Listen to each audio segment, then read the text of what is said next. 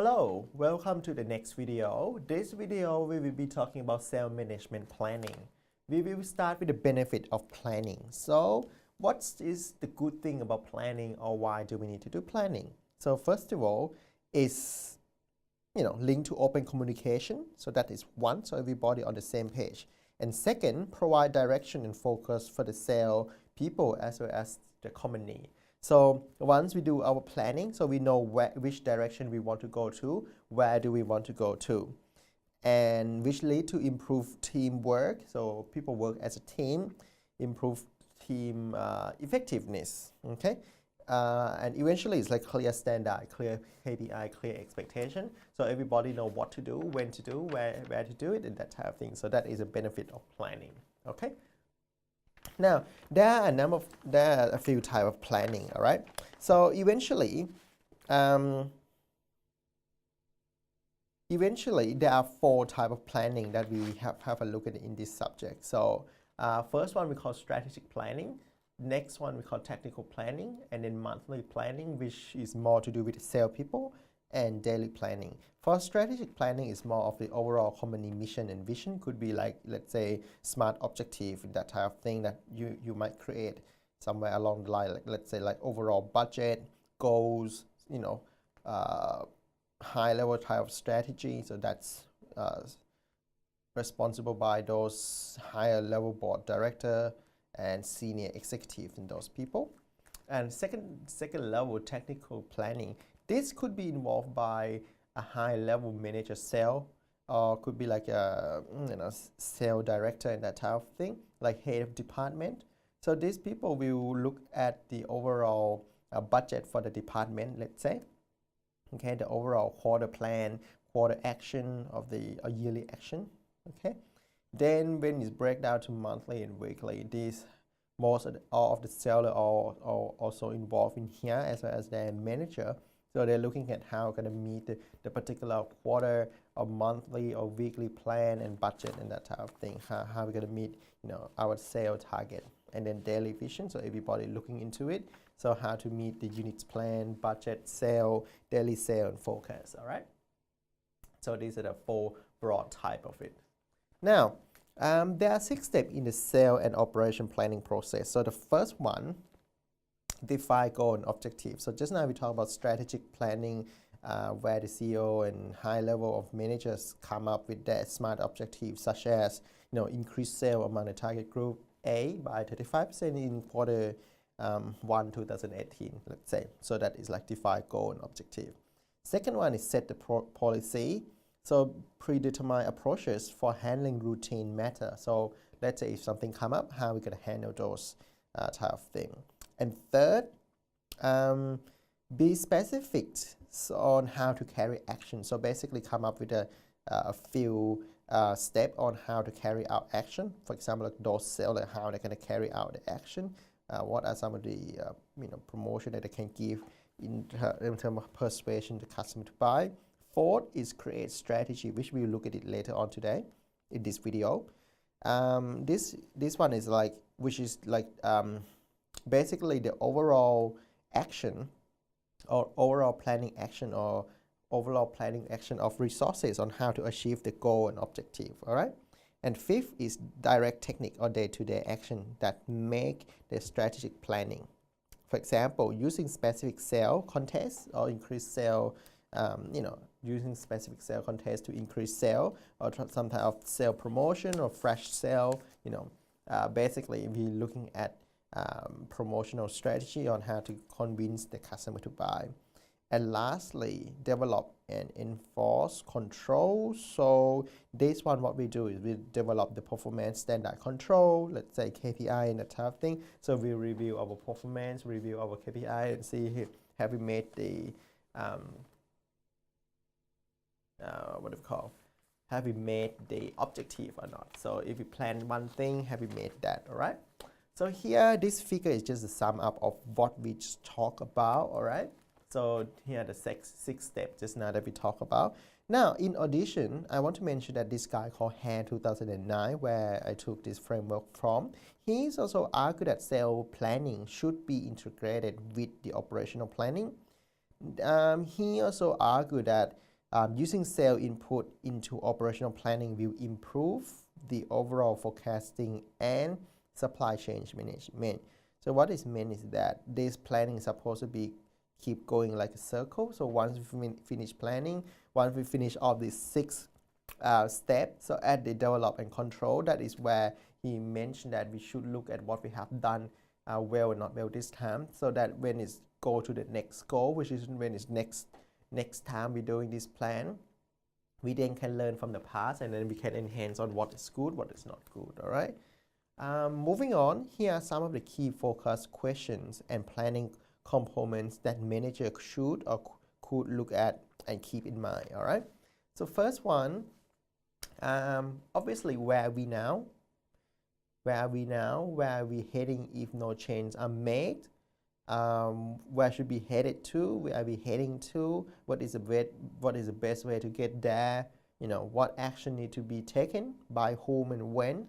What measure must be monitored, so we could, you know how we're doing, that type of thing. So that control is to do with the performance management. Tactic is to do with the promotion, that type of thing. The objective is smart objective. Strategy is like overall marketing strategy, or your strategy on how you're gonna get there, and that type of thing. All right. Now let's have a look at basically this figure. This is an example. It's actually an actual example of this thing called sales management planning process. All right. So the next few steps, the next few slides, we will be looking at each of these steps. Okay. So in the next 2 videos, as well as this video as well.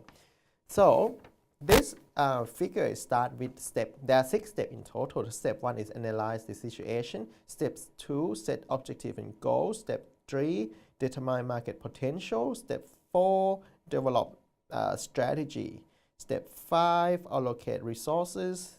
And step 6, performance management, and then measure the previous performance and then see how we're going to do it better next time.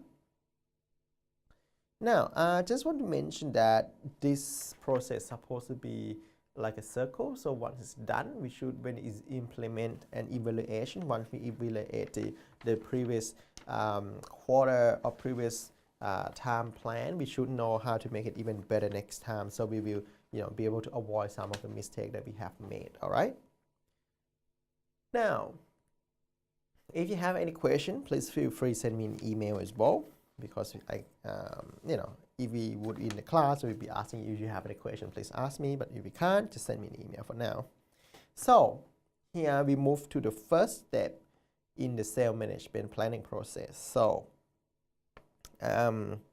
the first stage of the sales management planning process is to analyze the situation. Basically, where are we and what's happening? Okay. So let's have a look at a few characteristics that you can see there. So the first one is a market characteristic. So basically it's a number and a type of potential buyer. Could be their demography or their behavior, their buying pattern, their attitude, towards the product or towards brand or towards something. Next one is a competition. So how many direct and indirect competitors in the market, their strength, their weaknesses, what product they're selling, how much they are selling, how much their market share, sale trend per each brand, and that type of thing. Next, moving on, we're looking at sale costs, profit data.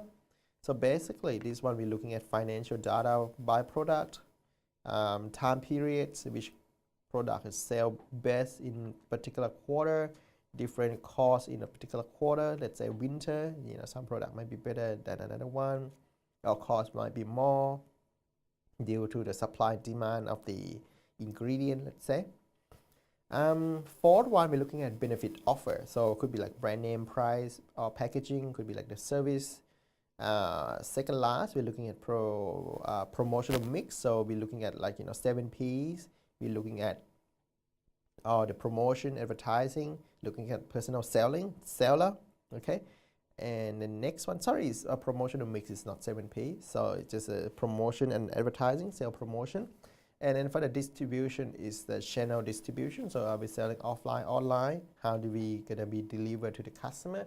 in terms of how about storage and transport, channel partner, if you want to talk about distribution system. All right. Oh, this page is just explain in detail on what I just mentioned just now. Okay, that's good.